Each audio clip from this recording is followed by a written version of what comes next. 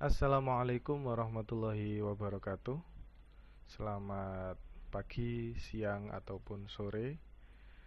Kembali lagi pada pelajaran PAI. Pada kesempatan kali ini kita masih mengulas bab 6, yaitu judulnya menguatkan kerukunan melalui toleransi dan memelihara kehidupan manusia. Anak-anak sekalian, pada pertemuan sebelumnya kita sudah melakukan tujuan pembelajaran yang pertama, yaitu membaca Quran Surat Yunus dengan tartil satu persatu di hadapan guru. Nah, pada kesempatan kali ini kita akan melanjutkan pada tujuan pembelajaran yang keempat, yaitu menganalisa Quran Surat Yunus ayat 40 dan 41 serta Quran Surat Al-Ma'idah ayat 32. Mudah-mudahan anak-anak sekalian dapat menyimak dengan baik. Kita ingat kembali pada pertemuan sebelumnya, ayat yang kita baca adalah ayat ini. A'udzubillahi minasyaitonirrajim. Bismillahirrahmanirrahim. Wa minhum may yu'minu bihi wa minhum man la yu'minu bihi wa rabbuka a'lamu bil mufsidin.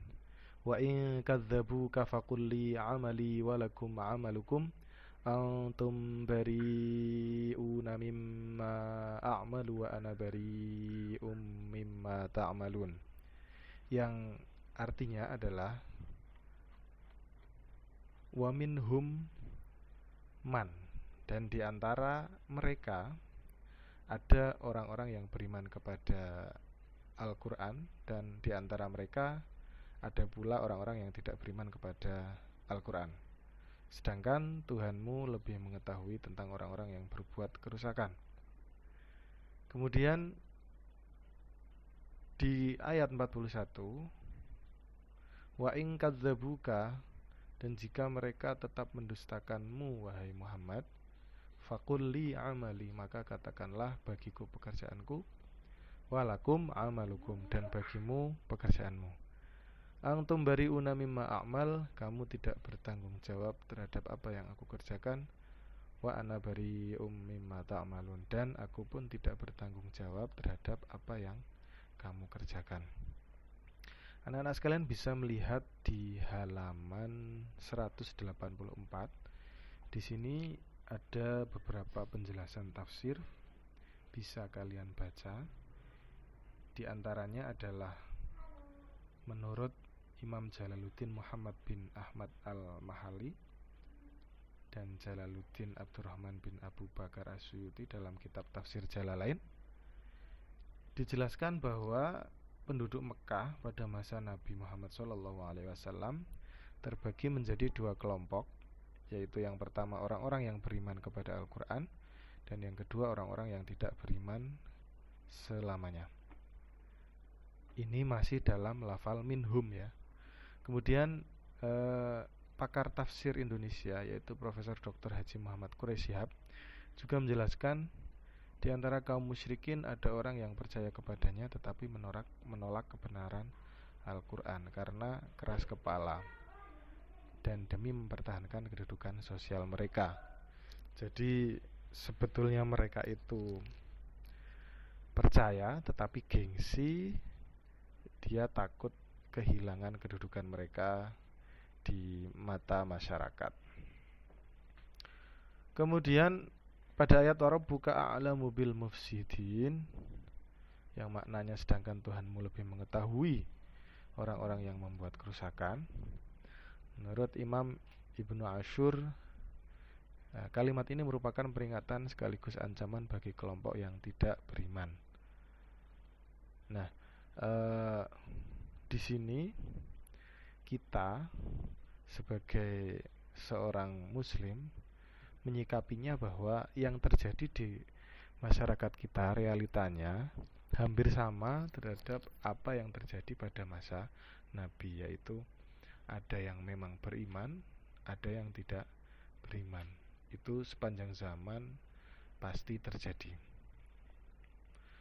Terkaitan dengan asbabun nuzul, ya, ayat ini diturunkan untuk menghibur Nabi Muhammad dari sikap orang yang tidak mau beriman kepada ajaran Allah. Karena tentu saja dalam berdakwah itu cobaannya bukan hanya yang sifatnya fisik, tapi juga bisa juga bersifat mental, karena ini menjadikan kekhawatiran Nabi Muhammad Shallallahu Alaihi Wasallam. Ini juga masih di makna yang sama, toleransi. Di bahasa Arab disebut dengan kata tasamuh, yang artinya lembut dan mudah. Kemudian menurut Kiai Haji Ahsin Sakho Muhammad, tasamuh berarti kemurahan hati, mudah memaafkan, lapang dada, kesabaran, dan lain sebagainya yang berkaitan dengan lemah lembut dan saling menghargai.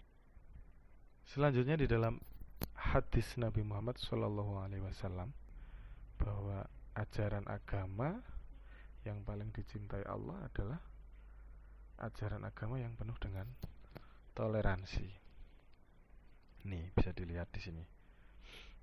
Al-Hanafiyatus Samhah. Nah, selanjutnya kita bisa lihat contoh-contoh toleransi. Yang pertama, toleransi antar internal umat Islam. Ini ada hadisnya. Ya, hadisnya seperti ini, bisa kalian baca.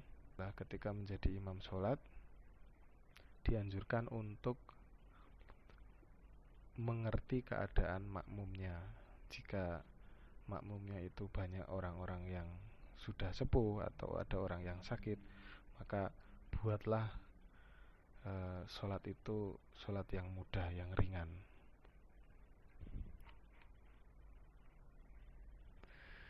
Selanjutnya yang kedua adalah toleransi antar umat beragama. Ya, ini ditemukan dalam Quran surat Al-Mumtahanah ayat 8 berikut ini. Allah tidak melarang kamu berbuat baik dan berlaku adil terhadap orang-orang yang tidak memerangimu dalam urusan agama dan tidak mengusir kamu dari kampung halamanmu. Sesungguhnya Allah mencintai orang-orang yang berlaku adil. Pada intinya kita berbuat baik terhadap non-muslim itu tidak dilarang oleh Al-Quran.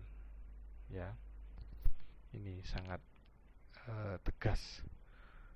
Kita boleh berbuat baik dan berlaku adil terhadap orang yang baik terhadap kita, meskipun orang tersebut bukan dari kalangan muslim.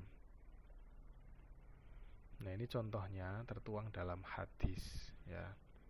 Tertuang dalam hadis bahwa Nabi Muhammad SAW mendoakan terhadap orang non-muslim, ya, untuk supaya mereka mendapatkan petunjuk.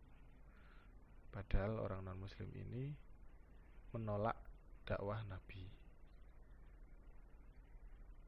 Perlu digarisbawahi bahwa doa yang dibolehkan itu adalah doa kita, ya, kepada non-muslim. Yang diperbolehkan adalah doa untuk meminta Allah supaya memberikan petunjuk kepada non-muslim, bukan doa-doa yang lain.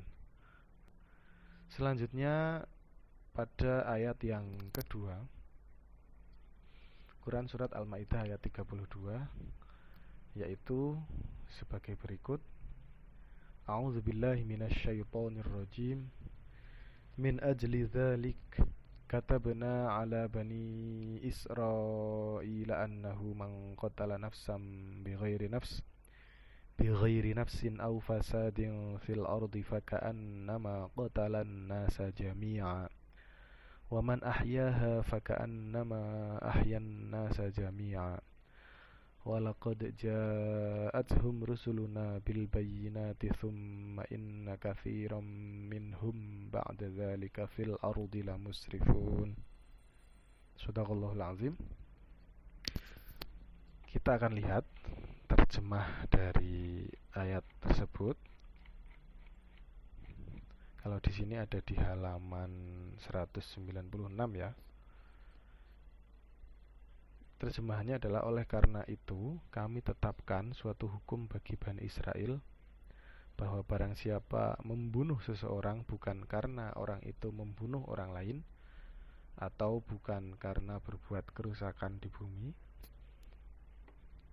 maka orang yang membunuh itu seakan-akan dia telah membunuh semua manusia. Barang siapa memelihara kehidupan seorang manusia, maka seakan-akan dia telah memelihara kehidupan semua manusia. Ini sebaliknya. Sesungguhnya para rasul kami telah datang kepada mereka dengan membawa keterangan-keterangan yang jelas, tetapi kemudian banyak di antara mereka setelah itu melampaui batas di bumi. Baik, langsung di analisa kandungannya. Yang pertama, dalam tafsir Al-Misbah, ayat ini dijelaskan setelah menguraikan kisah pembunuhan secara aniaya yang pertama serta dampak-dampaknya yang sangat buruk. Maksud kisah ini, Ibnu Katsir menjelaskan bahwa anak Nabi Adam telah melakukan pembunuhan terhadap saudaranya sendiri secara zalim dan melampaui batas. Kemudian Profesor Quraish Shihab dalam lanjutan tafsirnya, setelah terbukti melalui kisah ini betapa tergesa-gesa manusia, ayat 32 menegaskan, oleh karena itu kejahatan yang terjadi dan dampak-dampaknya yang sangat buruk dan perilaku Bani Israel, maka kami yang Maha Agung menetapkan suatu hukum menyangkut suatu persoalan yang besar, dan hukum itu kami sampaikan kepada Bani Israel bahwa barang siapa yang membunuh satu jiwa, salah seorang putra-putri Adam, bukan karena orang itu membunuh, ya, bukan karena dia adalah seorang pembunuh, maka seakan-akan dia telah membunuh manusia seluruhnya. Jadi membunuh itu boleh dalam beberapa kasus, ya. Nah, ini contohnya. Membunuh yang boleh itu karena adanya had, karena dalam peperangan itu bisa terjadi membunuh seperti dalam peperangan. Nah, ini kalau dalam peperangan ya memang boleh membunuh, atau karena dia memang bertugas sebagai seorang eksekutor kisos, ya, maka dia boleh membunuh. Lanjutannya, barang siapa yang memelihara kehidupan seorang manusia, misalnya dengan memaafkan pembunuh keluarganya, atau menyelamatkan nyawa seseorang dari bencana, atau membela seseorang yang dapat terbunuh secara aniaya, maka seakan-akan dia telah memelihara kehidupan manusia semuanya. Gampangannya seperti ini, anak-anak sekalian.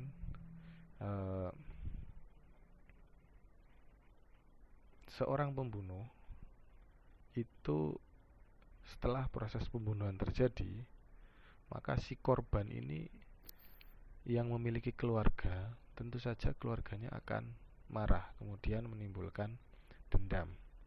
Nah, dengan adanya dendam ini berpotensi adanya terjadi saling bunuh satu sama lain, sehingga dapat dikatakan kalau terjadi saling bunuh itu sama dengan membunuh semua manusia.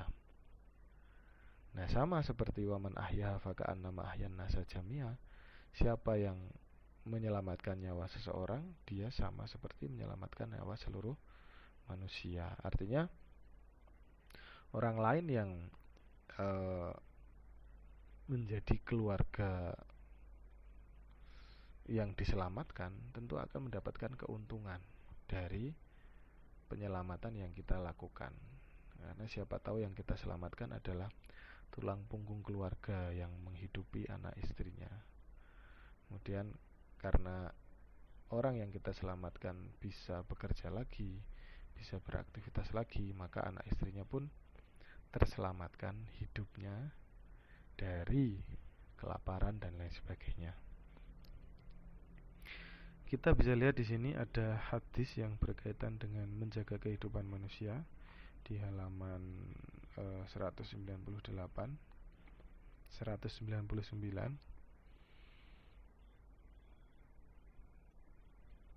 Diriwayatkan dari Abdullah bin Amr dari Nabi Muhammad SAW bersabda, barang siapa yang membunuh mu'ahad, orang non-muslim yang mendapatkan janji jaminan keamanan dari orang muslim, tidak akan dapat mencium harumnya surga, padahal harumnya dapat dicium dari perjalanan 40 tahun. Jadi orang yang membunuh ini, bahkan yang dibunuh ini adalah non-muslim, itu mendapatkan hukuman yang setimpal. Baunya surga saja tidak tercium, apalagi bisa masuk ke dalam surga. Maka tegas sekali Allah dalam menghukum seorang pembunuh. Dan masih banyak hadis-hadis lain yang bisa kita pelajari. Baik, mungkin itu yang bisa saya sampaikan. Silahkan kalian bisa lebih kreatif dalam mengeksplor materi ini. Bisa kalian pelajari melalui buku paket ataupun melalui media elektronik lainnya. Itu saja yang dapat kami sampaikan. Sekian, mudah-mudahan bermanfaat. Wassalamualaikum warahmatullahi wabarakatuh.